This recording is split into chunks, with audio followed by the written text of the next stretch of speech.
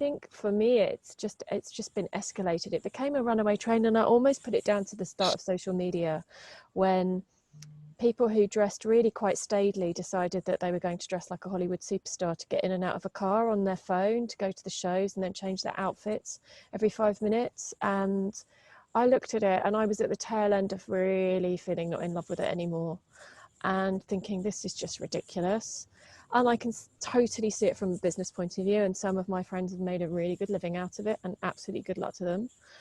But what that meant was that the people, the observers, wanted to buy into the sector as a lifestyle, and bought into that as what you do, right? Because if the fashion experts are doing that, if they're changing their outfits, if there's no continuity in their outfits between what they're putting on their social media, and they look like they're having the life that we all want, they're traveling around the world, they're going to the best parties, they're around the beautiful people, then that ideology is what everybody endorses. And that's why you've got augmentation that's got out of hand. That's why you've got mental health that aligns with those issues around body and identity we're in Mental Health Awareness Week, and these all escalate processes and business models that are completely out of kilter with sewing, with valuing pieces. I am at the moment going through a process of looking through my wardrobe at things. I've been a vintage collector since I was at school, and I have clothes that I bought 20 years ago that I absolutely love, and I'm trying to get out of gym clothes because I've been in lockdown for so long, and